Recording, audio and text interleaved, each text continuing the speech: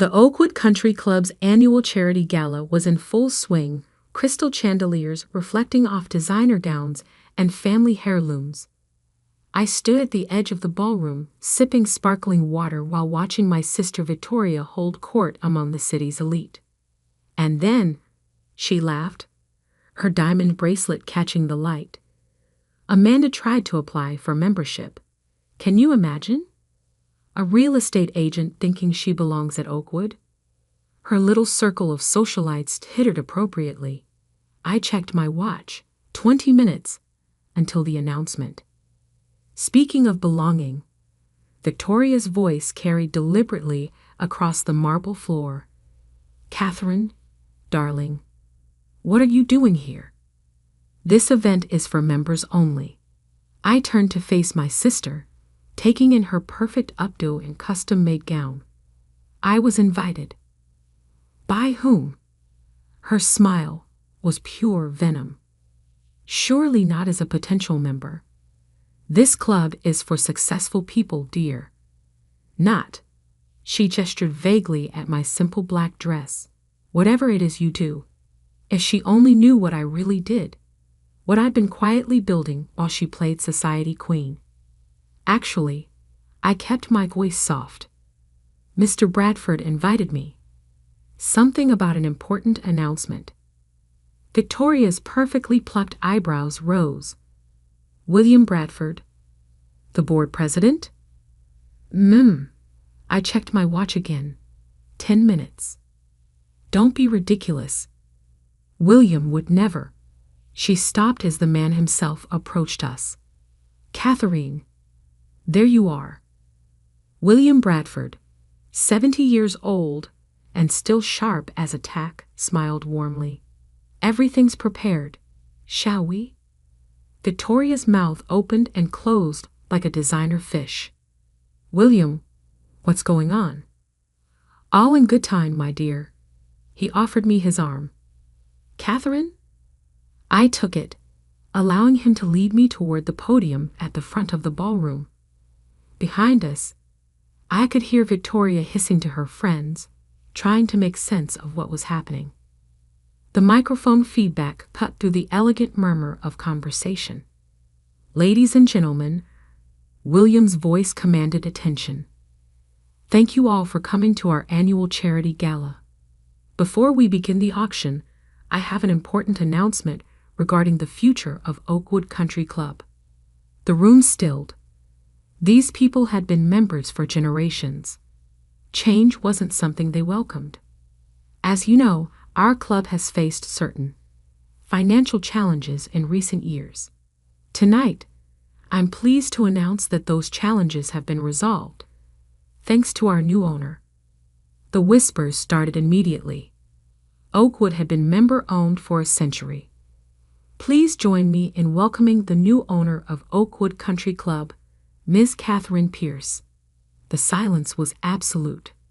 I stepped forward, accepting the microphone from William while scanning the crowd. There, Victoria, her face drained of color, gripping her champagne glass like it might save her. Thank you, William. I smiled at the assembled crowd. I know change can be unsettling, especially for an institution as storied as Oakwood. But I assure you, the club's traditions will be respected. I paused. Most of them, anyway. Victoria pushed through the crowd. This is impossible. You can't afford. You don't have the resources. I finished for her. Actually, sister dear, I have quite a lot of resources. While you were busy planning charity galas, I was building an investment empire. 15 hotels, 12 residential developments, and now, I gestured around the ballroom, 1 historic country club. You're lying, she whispered. I nodded to William, who distributed folders to the board members. The transfer documents are complete.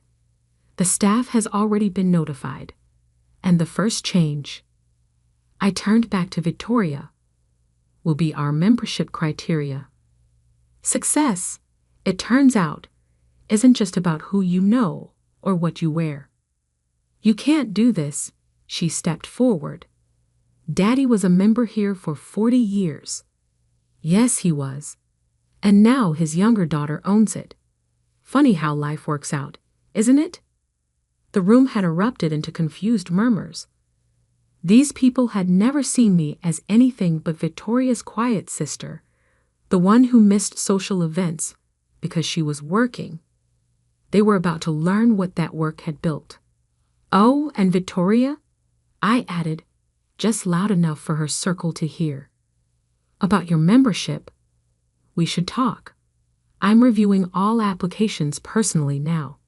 I stepped down from the podium, accepting congratulations from stunned board members while Victoria stood frozen in place. My phone buzzed. A message from my real estate director.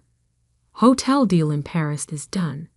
You now own the building next to Victoria's favorite shopping spot. I smiled, typing back. Perfect. Next target. The marina where she docks her husband's boat.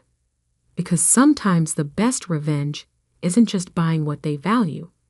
It's showing them that while they were busy judging, you were busy building an empire. And I was just getting started. The morning after the gala, I sat in my new office at Oakwood, reviewing membership files while the city's elite blew up my phone. Victoria had apparently spent the night calling everyone she knew, trying to challenge the sale. Miss Pierce? My new assistant, Margaret, appeared at the door. Your sister is here. Again, and your father just arrived. Send them both in. I closed the membership folder I'd been reviewing, coincidentally Victoria's. They'd burst in like a storm. Victoria in designer casual wear, Dad in his golf clothes, both red-faced and bristling. Katherine Ann Pierce. Dad started, using my full name like I was still 12. What the hell do you think you're doing? Running my business. I gestured to the chairs across from my desk. Please sit. This isn't a business, Victoria spat. This is our club, our legacy. Was your club? I corrected gently. The papers are signed. The money's transferred. Oakwood is mine. Dad leaned forward. Where did you even get that kind of money? Would you like to see my portfolio? I opened my laptop, turning it toward them. 15 luxury hotels, 12 residential developments, 3 marinas. Well, 4 now that I've acquired Blue Harbor. Victoria's face went white. Blue Harbor? But George's boat. We'll need a new berth, yes. Unless you'd like to discuss a long-term lease. I smiled. My rates are quite reasonable. For now. This is spite, she hissed. Pure spite.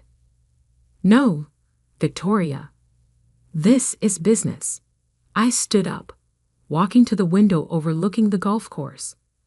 While you were planning parties and judging people's worth by their clothes, I was building something. Something bigger than your little social circle could ever imagine. Daddy. Victoria turned to our father. Do something. But Dad was still staring at my laptop screen, at the numbers that showed exactly how much his quiet younger daughter was worth. Katherine. These properties. How long? 10 years. I turned back to them. 10 years of being the sister who was too busy working to attend your precious social events.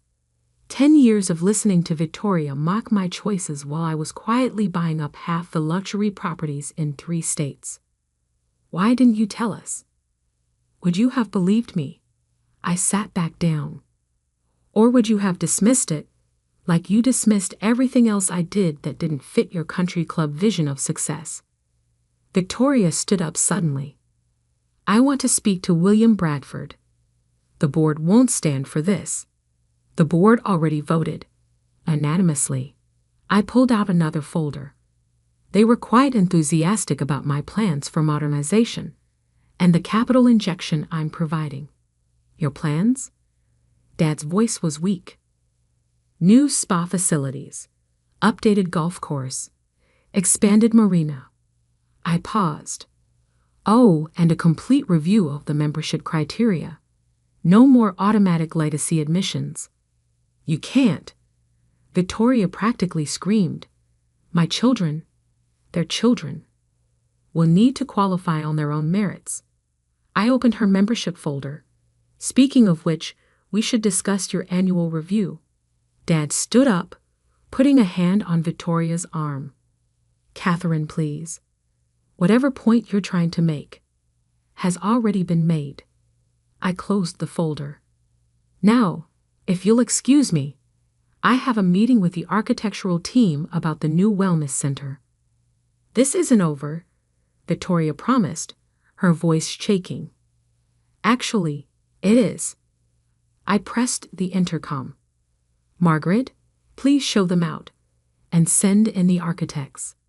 After they left, I checked my phone.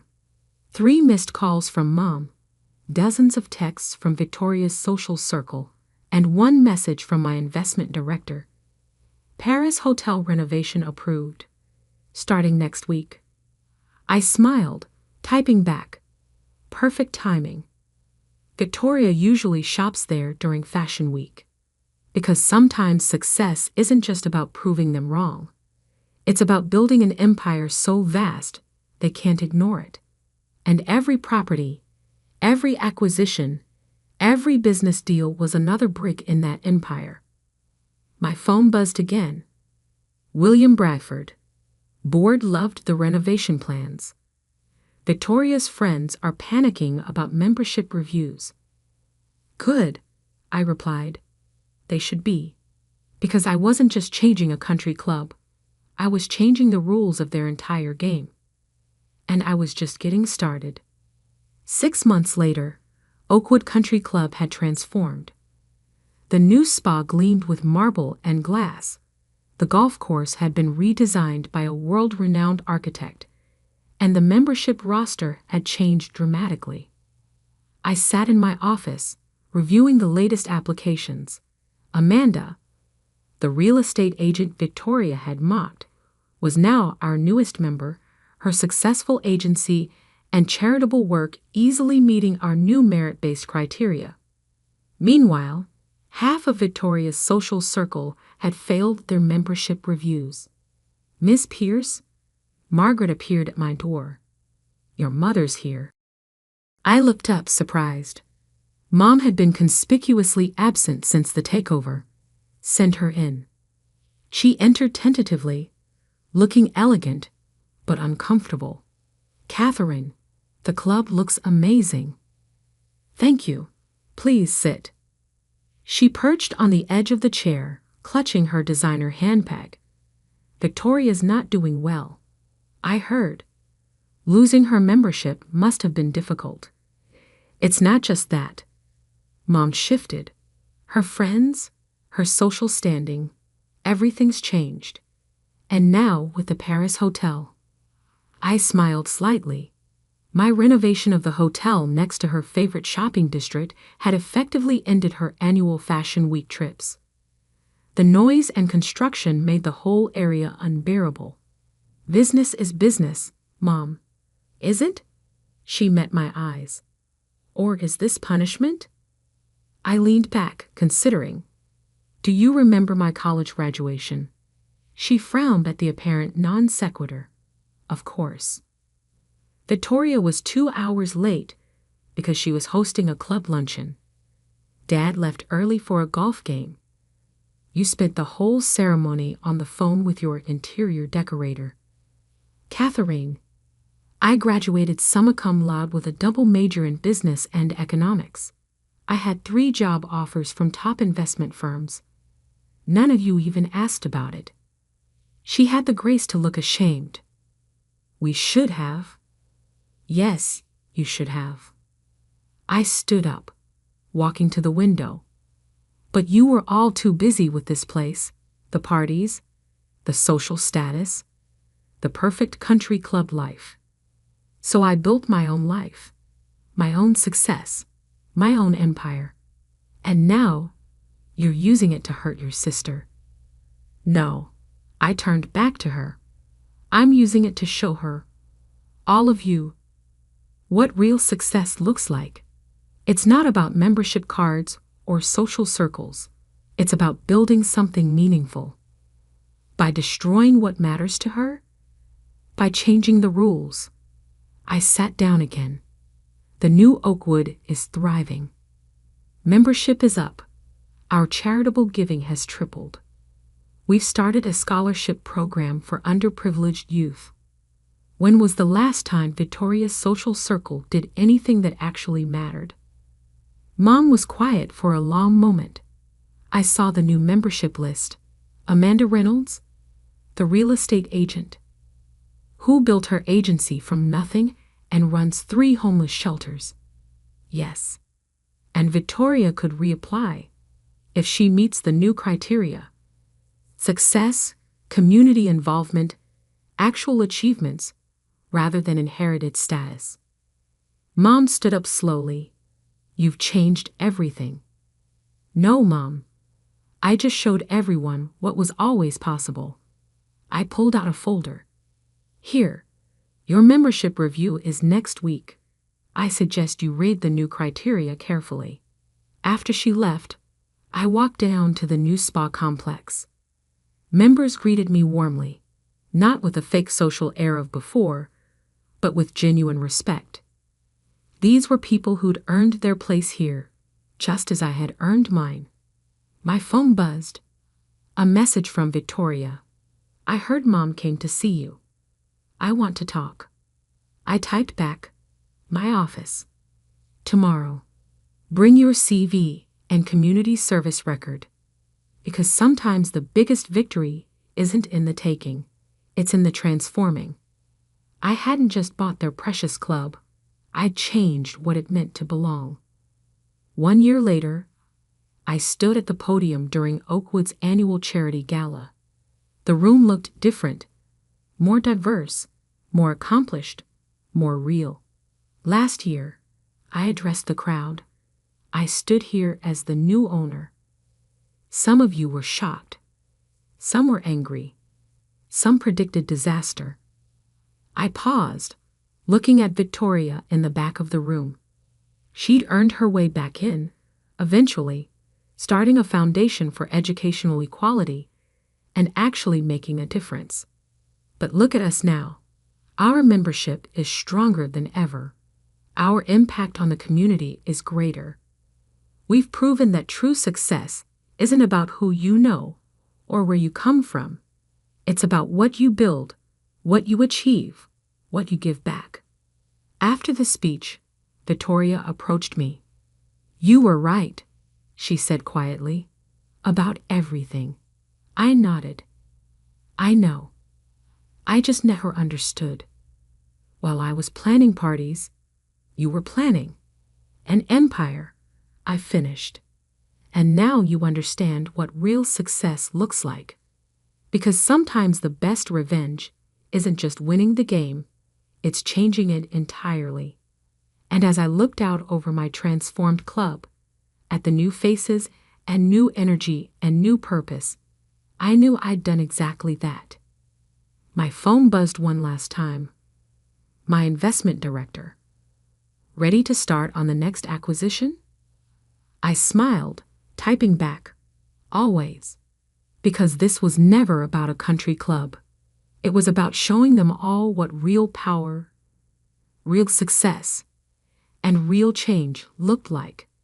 And I was still just getting started.